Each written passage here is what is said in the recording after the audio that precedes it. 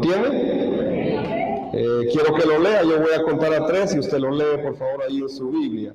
1, 2 y 3.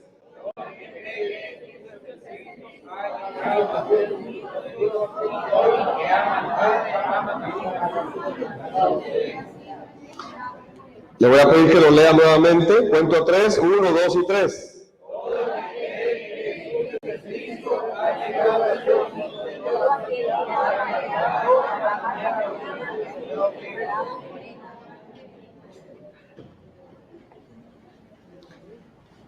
La Biblia dice claramente esta verdad. Todo aquel que ¿qué?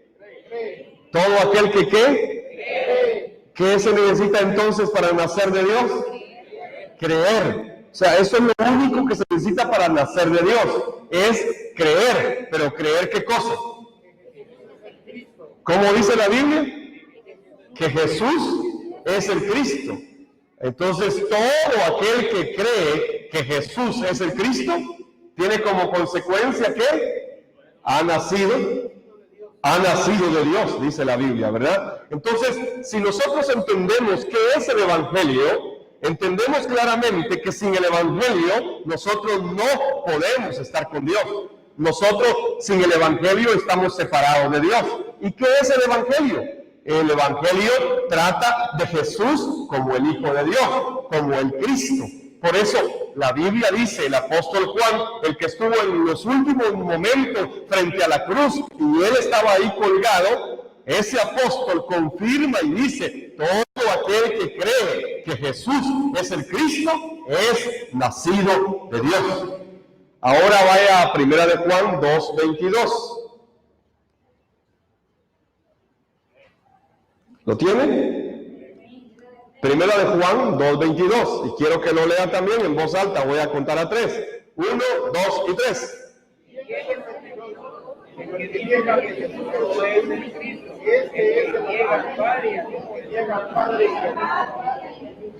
Hace una pregunta, ¿y quién es el mentiroso? ¿Y quién dice que es el mentiroso? ¿Quién es el mentiroso? O sea, el mentiroso es Satanás. Y el que niega que Jesús es el Cristo se vuelve mentiroso, igual que Satanás, igual que su padre, Satanás. ¿Quién es el mentiroso? Sino aquel que niega que Jesús es el Cristo. ¿Y qué dice? ¿Qué dice el final?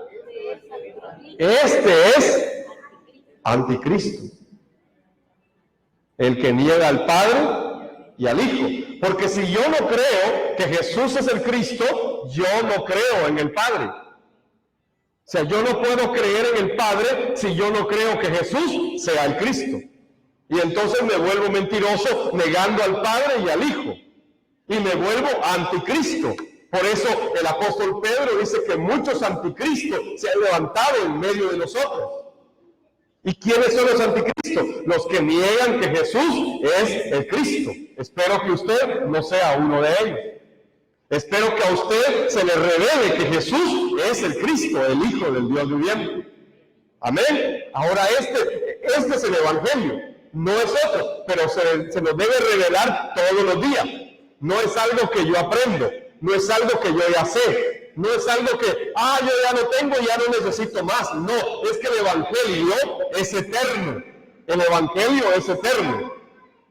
Hay dos países donde se han levantado algunas corrientes en la evangelización mundial. Y en uno de ellos dicen saber quién tiene y quién no tiene el Evangelio. Pero en realidad yo no puedo saber quién tiene el Evangelio y quién no lo tiene. No es que yo sea Dios para decir quién tiene el Evangelio y quién no lo tiene. No, nosotros no somos Dios. Por eso es que no podemos decir quién irá al cielo y quién irá al infierno. No podemos. Tenemos que entender que el Evangelio se nos debe revelar a todos los días. Usted necesita el Evangelio. Así que el otro también necesita el Evangelio. Entonces, ¿quién no tiene el Evangelio? Usted no lo tiene. Él tampoco lo tiene. Todos necesitamos el Evangelio. No es algo que yo aprendo. La fe o el creer no es con mi mente. Porque si fuera con mi mente, cualquier teólogo entonces tendría el Evangelio y podría a creer. No, el Evangelio es mucho más grande, es mucho más poderoso, es mucho más de lo que podemos entender. Por eso es que tenemos que estar delante de la cruz y de rodillas delante de la cruz reconocer que nosotros no tenemos el Evangelio completamente en nuestra vida. Necesitamos que se nos siga revelando todos los días, todos los días, todos los días, porque solo a través del Evangelio es que yo cobro vida.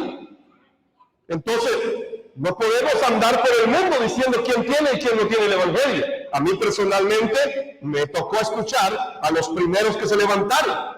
Y cuando yo los escuché, yo sabía que no tenían claro el mensaje, pero nunca les dije, usted no tiene el Evangelio, váyase de aquí, ya no lo espero acá, ya no venga acá. No, yo tuve paciencia para escuchar a esos primeros discípulos que se levantaron después de mí y entender que un día iban a tener más claro el Evangelio. Dios no me llamó a decir quién tiene y quién no tiene el Evangelio. Dios me llamó a orar, a pedir para que se nos revele cada día más y más el Evangelio. Así que por favor, en Guatemala tengamos claro una posición. Necesitamos el Evangelio todos los días. Amén. ¿O ya lo tiene todo? ¿Lo necesitamos entonces? Amén. Claro que sí. Y yo he dicho lo que Pablo dijo. Espero que ustedes sean plenamente capaces de comprender, juntamente con todos los santos, cuál es la anchura, la longitud, la altura y la profundidad del amor de Cristo. Y en realidad no sabemos nada de eso, hermano. No sabemos. Es muy poco lo que sabemos de Cristo. El Evangelio es eterno. Vaya a 2 de Juan, capítulo 1 y versículo 9. Solo tiene un capítulo. 2 de Juan 1:9. ¿Lo tienen? Quiero que lo lea en voz alta. Cuento a 3, 1, 2 y 3.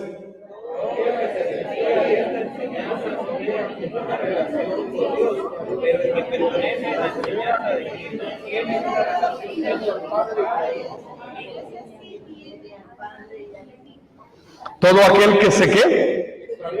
Que se desvía, que se extravía, ¿de qué cosa? Y no persevera en la doctrina de quién?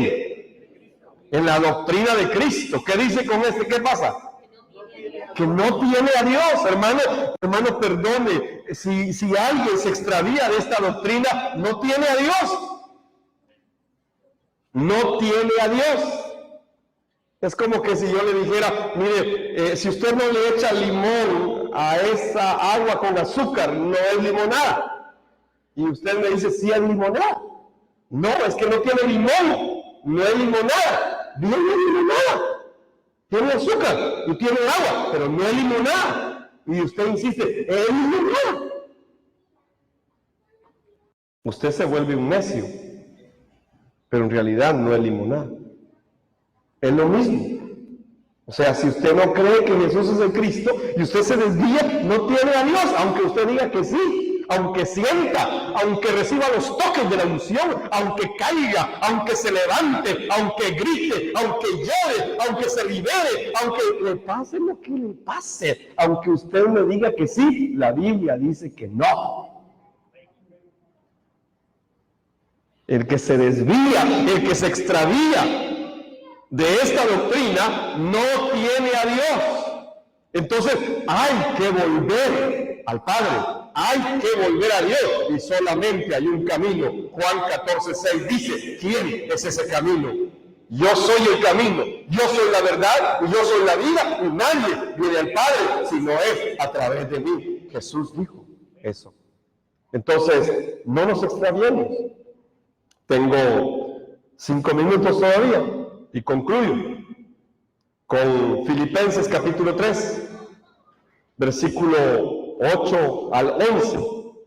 Y dice de esta manera, así es, todo lo demás no vale nada cuando se le compara con el infinito valor de conocer a Cristo Jesús, mi Señor.